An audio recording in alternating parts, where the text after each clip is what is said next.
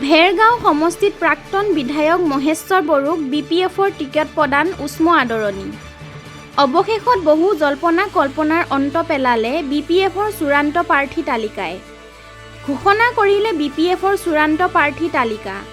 BTCত 11খন আসনৰ তালিকা প্ৰকাশ কৰিলে 45 নং ভেৰগাঁও সমষ্টিত প্ৰাক্তন বিধায়ক মহেশ্বৰ বড়োক পুনৰ টিকেট প্ৰদান কৰাত খৈৰাবাৰীত আনন্দ উল্লাস কৰা পৰিলক্ষিত হৈছে। বৰ্তমানৰ বিধায়ক দুৰ্গা দাস বড়োক দলীয় টিকট নিদিয়াত BPFৰ শিবিৰত একাংশ কৰ্মীৰ শীতল ক্ষোভ পৰিলক্ষিত হৈছে। NDAৰ প্ৰাৰ্থী প্ৰাক্তন বিধায়ক মহেশ্বৰ বড়োই UPPL দলৰ প্ৰাৰ্থী তথা BTC প্ৰাক্তন উপাধ্যক্ষ নেৰচন বড়োৰ সৈতে প্ৰতিদ্বন্দ্বিতা হ'ব যদিও নিশ্চিতভাৱে BPFৰ প্ৰাৰ্থীগৰাকী জয়ী হ'ব। আজি পুৱাই প্ৰাৰ্থীগৰাকীৰ বাসভৱনত শুভেচ্ছা জনোৱাৰ উদ্দেশ্যে জনতাৰ ভিৰ হোৱা পৰিলক্ষিত হয়। ওদালগুৰিৰ পৰা বিগ নিউজ অসম।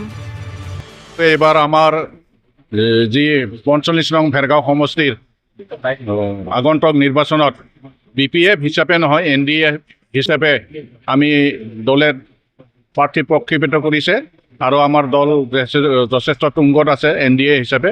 গতিকে আমাৰ প্ৰক্ষেপিত প্ৰাৰ্থী মহেশ্বৰ বড়ো জিকাটো 100% খাটাং। ধন্যবাদ। একালৰ BTC প্ৰাক্তন উপাধ্যক্ষ নেৰচন বড়ো UPPL প্ৰতিনিধিত্ব কৰিছে।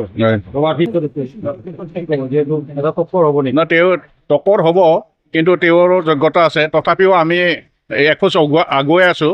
আমাৰ যেহেতু এইবাৰ BPF অকল নহয় NDA হিচাপে আছোঁ, গতিকে আমি যথেষ্ট আগবাঢ়ি আছোঁ।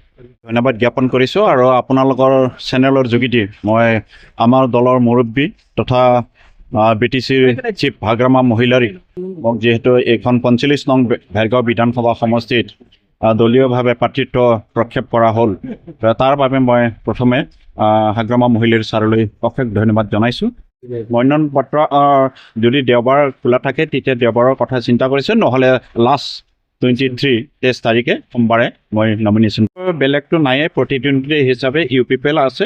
UPPLৰ কেণ্ডিডেট হ'ল আমাৰে একে সতীৰ্থ। তেওঁৰ লগত একেলগে আমি বহুতো ঠাইত বহিছোঁ একেলগে। তুমি জিকিলেও হ'ব, মই জিকিলেও হ'ব তেওঁ কৈছে, কিন্তু আমাৰ চান্সটো যিহেতু বেছিকৈ আছে, কাৰণ আমি ইণ্ডিয়া এলায়েন্স হিচাপে খেলিম, এইফালৰ পৰা আমাৰ চান্সটো আছে। আৰু আনফালেদি আমি BPF দলে BTC চৰকাৰ গঠন কৰি আছে, সেইফালৰ পৰা আমাৰ পজিটিভ যথেষ্টখিনি আছে। গতিকে মই জিকাটো নিশ্চিত।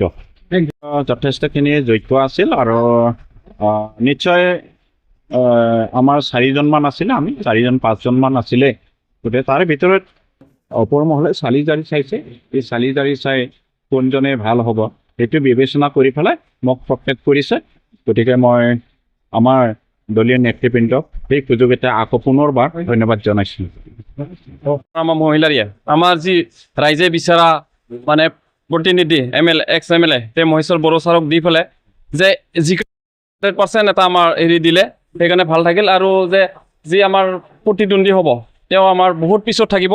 তেওঁ আমাৰ যিটো NDA হিচাপে আমি এতিয়া আমি চৰকাৰখন চলি আছে যিহেতু BTCত, সেইকাৰণে আমি ভাবিছোঁ 100% জিকাটো মহেশ্বৰ বড়োৱে। বিধায়ক হৈ হ'লে কিমান আশাবাদী, ৰাইজৰ কাৰণে কিমান কাম কৰিবলৈ হ'ব?